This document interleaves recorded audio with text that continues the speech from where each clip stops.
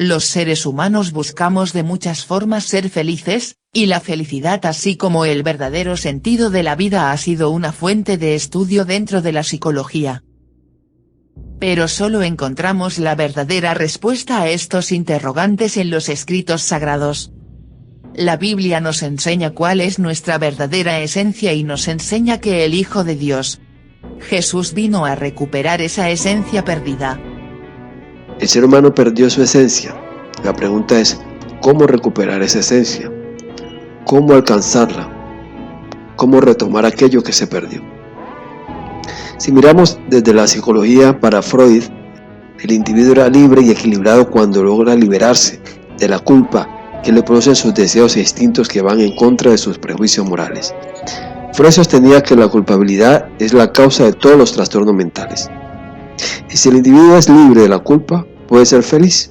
Eso pensaba este señor. Para el psiquiatra Aaron Beck, la solución de los conflictos mentales estaba en cambiar nuestros pensamientos y reestructurarnos cognitivamente. Para Carl Rogers, un psicólogo de corrientes humanistas, consideraba que la única forma de lograr la plena satisfacción y felicidad personal residía en el autoconocimiento de sí mismo, cambiando la propia concepción y la autorrealización personal. Todos estos postulados tienen cierta validez. Sin embargo, el problema del ser humano va más allá de la concepción psicológica o la concepción mental. El asunto tiene un trasfondo espiritual. El tema del ser humano, más que psicológico y mental, es espiritual. Para comprender esto, primero debemos saber quién es Jesús, porque Jesús es el centro de la verdad. Jesús es el que nos guía y el que nos enseña cómo nosotros podemos encontrar nuestra verdadera esencia, y solamente es a través de Él que se logra esa plenitud que el ser humano quiere alcanzar. Después de esta introducción veremos lo que piensan algunas personas sobre la figura de Jesús. Se les hizo la siguiente pregunta: ¿quién es Jesús para usted? ¿Y qué significa para usted la muerte de Jesús? Lo es todo, mi padre, mi amigo, mi confidente, el que me apoya, el que me da todo. Sus hijos. Murió por nosotros, resucitó por nosotros y vendrá por nosotros. Jesús para mí es el Rey Todopoderoso, nuestro Padre. ¿Qué hizo Jesús en la cruz por ti? ¿Qué consideras que hizo Jesús en la cruz por ti? Se sacrificó Él para todos los pecados, para que nosotros no sintieran nada, para que nosotros fuéramos libres. Jesús para mí es el primer padre. Para mí, para todo, el primer padre antes del padre que nos hizo. Mi papá que él me hizo fue mi mamá.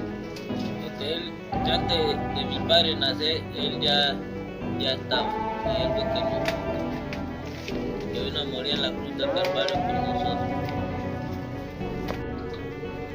Que creo que hizo un sacrificio por nosotros, para morir en el pecado por nosotros. ¿Cuál fue el propósito por el cual vino Jesús a este mundo? Pues Él vino a recuperar esa esencia que perdimos. Para eso debemos remitirnos a los orígenes de la creación. La Biblia dice en Génesis capítulo 1, versículo 1, que en el principio Dios creó los cielos y la tierra. Esta idea de la creación del universo nos muestra solo los orígenes de lo creado. Las cosas que son visibles, es decir, la materia, pero antes de la creación visible ya existía otra creación que no era visible, es decir, seres espirituales que llamamos ángeles.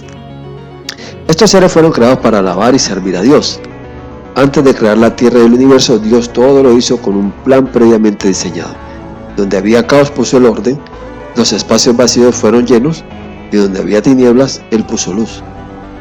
Dice la palabra de Dios en Génesis capítulo 1 versículo 2: y la tierra estaba desordenada y vacía, y las tinieblas estaban sobre la faz del abismo, y el Espíritu de Dios se movía sobre la faz de las aguas. Cuando Dios ejercía su poder para crear, ordenar y llenar la tierra, utilizó la palabra, solamente su palabra. Él enviaba la orden y las cosas llegaban a ser.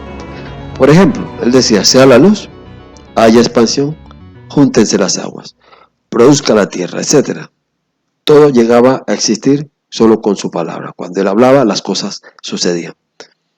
Pero cuando Él crea la obra maestra más importante, dice en Génesis capítulo 1, versículo 26 al 28, entonces dijo Dios, hagamos al hombre a nuestra imagen, conforme a nuestra semejanza, y señoree en los peces del mar, en las aves de los cielos, en las bestias, en toda la tierra, y en todo animal que se arrastra sobre la tierra. Y creó Dios al hombre a su imagen, a imagen de Dios lo creó, varón y hembra los creó. Y los bendijo Dios y les dijo, fructificad y multiplicaos, llenad la tierra y sojuzgadla, y señoread en los peces del mar, en las aves de los cielos, y en todas las bestias que se mueven sobre la tierra. Ahora bien, si Dios utilizó la palabra para crear el universo, al formar al hombre no utilizó la palabra, utilizó sus propias manos y empleó como material algo previamente creado, es decir, el polvo de la tierra. Entonces Jehová Dios formó al hombre del polvo de la tierra y sopló en su nariz aliento de vida, y fue el hombre un ser viviente. Eso está en Génesis capítulo 2, verso 7. Ahí nos damos cuenta lo importante que es el ser humano para Dios. Él no emplea la palabra como creó las demás cosas. Cuando crea el ser humano, lo hace de una forma distinta. Él lo forma de la tierra. Él lo forma con sus propias manos. Cuando Dios forma al hombre, utiliza elementos materiales. Utiliza el polvo de la tierra, pero también forma el espíritu, que es la parte inmaterial. La Biblia dice en Zacarías capítulo 12, versículo 1, profecía de la palabra de Jehová acerca de Israel. Jehová, que extiende los cielos y funda la tierra y forma el espíritu del hombre dentro de él, ha dicho. Esa parte inmaterial es la que trae consigo la imagen y la semejanza de Dios. En el principio de la creación, el ser humano estaba dotado de todos los elementos espirituales que reflejaban la imagen y semejanza de Dios. Y se le entregó el dominio, señorío y autoridad en la tierra. Dios hizo un hermoso huerto llamado Edén y puso allí al hombre. Cuando Dios puso al hombre en el huerto, le dio una orden, un mandamiento, una palabra. En Génesis 2, 16 al 17 encontramos: y mandó Jehová Dios al hombre diciendo, de todo árbol del huerto podrás comer, mas del árbol de la ciencia y del bien y del mal no comerás de él, porque el día que de él comieres ciertamente morirás. Si notamos, después de este mandato, Dios decide darle al hombre una compañera. Quiere decir el Espíritu Santo por medio de la Biblia que en el diseño original la palabra la recibe el varón para transmitirla a su compañera, pues antes de que fuese formada Eva, fue dado el mandamiento sobre la prohibición de comer del árbol de la ciencia del bien y del mal. Se puede notar aquí que Adán le transmite a Eva la orden o mandato dado por Dios. Aquí Dios nos enseña en su palabra que los varones somos llamados a recibir la palabra e impartirla en el hogar, en la familia. Este es el diseño original de Dios. Satanás, bajo la forma de una serpiente, sostuvo una conversación con Eva, motivándola e incitándola a desobedecer el mandamiento de Dios. En Génesis 4 al 5 dice la Biblia, entonces la serpiente dijo a la mujer, no moriréis, sino que sabe Dios que el día que comáis de él serán abiertos vuestros ojos y seréis como Dios, sabiendo el bien y el mal. Lo que Satanás quiso decirle aquí a Eva es que si escuchaba su voz y no hacía lo que Dios ordenaba, tendría la potestad de determinar en su propio juicio lo que era moralmente correcto o no. En pocas palabras le dijo, no tienes por qué dejar que Dios decida por ti sobre lo que está bien o que está mal. Tú puedes, como Dios, imponer tus propios códigos de conducta. Tú decidirás si algo es bueno o malo, sin necesidad de que Dios interfiera en tu decisión.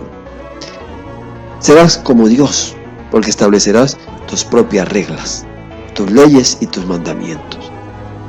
El diablo quería que Eva considerara a Dios como un ser autoritario y egoísta, que le prohibía tomar del árbol del conocimiento porque le estaba privando de algo bueno y agradable. Satanás, por medio del engaño, cautivó los sentidos de Eva. La Biblia dice en 2 Corintios 11:3, pero temo que como la serpiente con su astucia engañó a Eva, vuestros sentidos sean de alguna manera extraviados de la sincera fidelidad a Cristo. Satanás necesitaba tomar el control de la raza humana y para ello se valió del engaño, la mentira para cautivar los sentidos de Eva, la vista, el tacto, el gusto, Todos estos sentidos fueron cautivados. Dice la Biblia, y vio la mujer, utilizó la vista, tomó de su fruto, utilizó el tacto, y comió, el gusto. Los sentidos físicos fueron contaminados por el pecado, al desobedecer el mandato divino. La serpiente sembró en la mujer la maliciosa idea de codicia, por el poder, para tipificar lo correcto de lo incorrecto. Al decir seréis como Dios, sabiendo el bien y el mal, el único ser creador del cielo y la tierra, el soberano Dios, solo Él estableció sus leyes y sus mandamientos para determinar lo que está bien de lo que está mal. Satanás les ofreció un modelo de sabiduría distinto, no basado en la obediencia a Dios, porque esta sabiduría, como dice la palabra, no es la que desciende de lo alto, sino terrenal, animal, diabólica. Esa era la sabiduría que Satanás le estaba ofreciendo a Eva en el jardín. Esto lo encontramos en Santiago capítulo 3, versículo 15. Una sabiduría que estaba sustentada en sus propios criterios. El hombre ya poseía la imagen y semejanza de Dios. El Creador hizo al hombre una réplica de sí mismo, le delegó poder, dominio, señorío, autoridad sobre la tierra.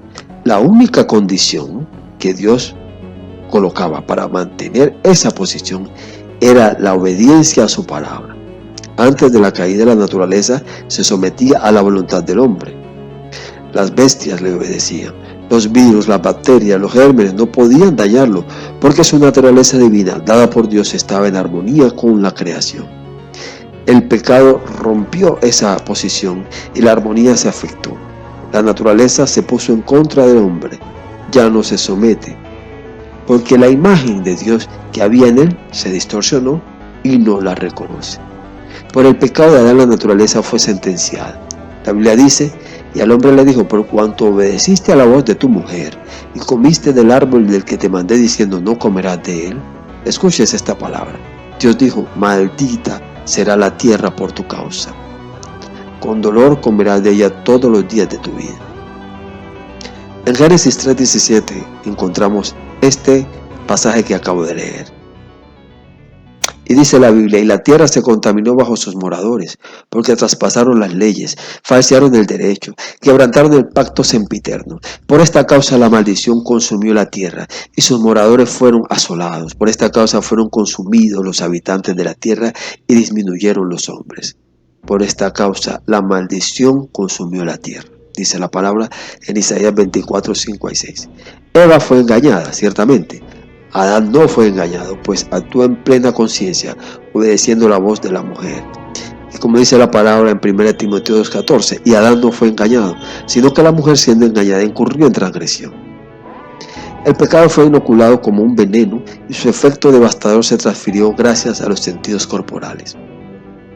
Por lo tanto, la percepción que tenemos de las cosas está distorsionada porque el pecado, como un velo, impide que podamos ver la verdadera realidad. Y la pregunta es, ¿cuál es esa realidad? La realidad del principio divino que nos hace uno con Dios a través de Jesús. Esa es la verdadera realidad del ser humano. Cuando Jesucristo muere en la cruz, retoma el control y el poder que Satán usurpó con engaños y le entrega de nuevo al hombre la autoridad perdida en el Edén. Dicho poder se adquiere al aceptar el sacrificio de Jesús en la cruz previo al reconocimiento del individuo sobre su condición de pecador. Entonces la naturaleza del hombre interior es transformada al unirse a la naturaleza de Dios. Escúchese bien, al unirse a la naturaleza de Dios. La Biblia dice, para que todos sean uno, como tú, oh Padre, en mí y yo en ti, que también ellos sean uno en nosotros. Ellos sean uno en nosotros, para que el mundo crea que tú me enviaste. Juan 17:21. Leemos también de la Biblia, por medio de las cuales nos ha dado preciosas y grandísimas promesas, para que por ellas llegaseis a ser participantes de la naturaleza divina, habiendo huido de la corrupción que hay en el mundo a causa de la concupiscencia. Esto lo encontramos en 2 de Pedro 1:4. También encontramos en la Biblia, en quien vosotros también sois juntamente edificados para morada de Dios en el Espíritu. Escúchese, para morada de Dios en el Espíritu. Efesios 2:22.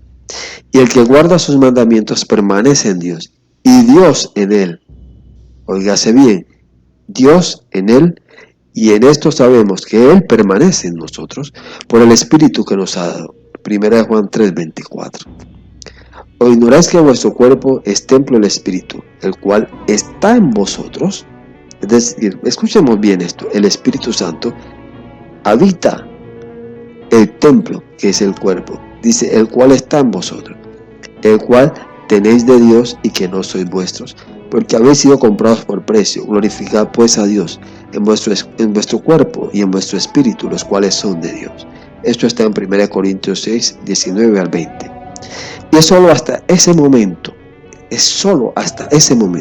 que el hombre retoma la autoridad, el señorío sobre la tierra, solo cuando permite que su cuerpo se constituya en un recipiente donde Dios pueda manifestarse. Y en pocas palabras, la naturaleza de Dios se transfiere a nosotros y somos uno con Dios por medio del Espíritu Santo, a través de la obra redentora de nuestro Señor Jesús.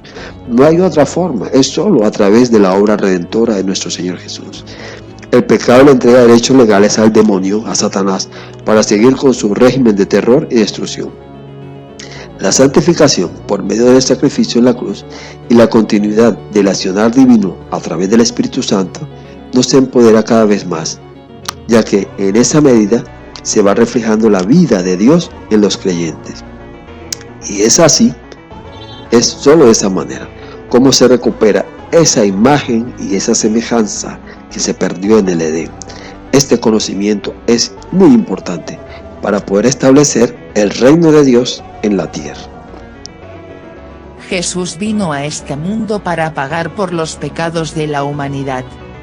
Si quieres aceptar a Jesús en tu corazón, solo tienes que hacer esta oración.